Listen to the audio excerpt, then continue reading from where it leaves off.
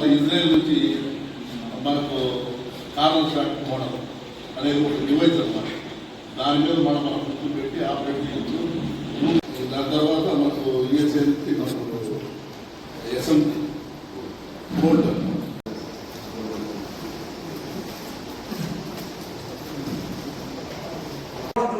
10 మంది టెర్రరిస్టులు వచ్చి ఇండియా ఎయిర్పోర్ట్లో ఉండి టెరైన్ తెలియదు, ఒక లాంగ్వేజ్ వచ్చు, టెరైన్ కూడా ఆడడం లేదు, ఎవరు సాధించేవాళ్ళు లేదు. అయినప్పటికీ కూడా ఆల్మోస్ట్ 700 చేంజ్ మెంబర్స్ కిల్ చేశారు. సేమ్ టైం 2000 మెంబర్స్ ఇంజూర్ అయ్యారు.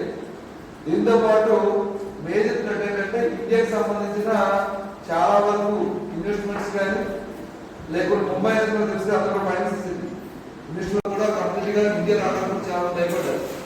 సో టెర్రరిస్ట్ కూడా ఏం కావాలంటే ఒకటి వాళ్ళకి ఫ్రీ అడ్వర్టైజ్మెంట్ కావాలి ఆర్గనైజేషన్, రెండోది పబ్లిక్ అనేది బాగా ప్యానిక్ గురి కావాలి, ఇక్కడ ఇన్వెస్ట్మెంట్స్ రాకుండా చూసుకోవాలి. ఏది పొలిటికల్ సార్ మనకి మ్యాక్సిమం ఇన్ఫర్మేషన్ ఇచ్చారు. సో ఆఫ్టర్ ఎప్పుడు ఫామ్ అయింది, ఎందుకు ఈ ఆఫీస్ ఉందని మీకు ఆల్రెడీ చెప్పారు. సమాన డెడికేషన్ మీకు చెప్పారు. అదేవిధంగా లేటెస్ట్ వెపన్స్ అండ్ యాక్సెసరీస్ ఏదైనా అన్ని కూడా మన దగ్గర కూడా ఆన్ పార్ విత్ ఎంఎస్సి ఏదైతుందో దానికి కూడా దాంతో పాటు దానికి కూడా దాని దగ్గర కూడా లేటెస్ట్ కూడా తెచ్చుకున్నాం. అందుకని తీసుకోవడానికి ట్రై చేస్తుంటారు.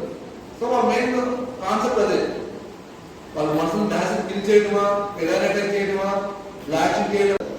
సో మనం ఏం చేయాలంటే ఒకవేళ ఇక్కడ జరిగితే మనం ఏం చేయాలి, నా రూల్ రెస్పాన్సిబిలిటీ ఏంటి, దీంట్లో యాంటీ టెర్రరిస్ట్ స్క్వాడ్ మేమేం చేయాలి, లోపల ఎస్ఐ వాళ్ళు ఏం చేయాలి, డాక్టర్ గారు ఏం చేయాలి, ఫైర్ ఏం చేయాలి, రిమైనింగ్ ఏదైతే ఆర్గనైజ్ ఉంటుందో మెయిన్ మనం ఎక్కడైతే వైట్ లిస్ట్ ఉంటుందో సపోజ్ ఇప్పుడు డ్యామ్ వైట్ లిస్ట్ నేను చేయడానికి వచ్చాము. సో దీనికి సంబంధించిన ఆఫీసర్స్ ఏం చేయాలి. సో ప్రతి ఒక్క రోల్ అండ్ రెస్పాన్సిబిలిటీ చాలా ఇంపార్టెంట్ మాట. సో ప్రతి ఒక్క రోల్ అండ్ రెస్పాన్సిబిలిటీ చెప్పడం జరుగుతుంది.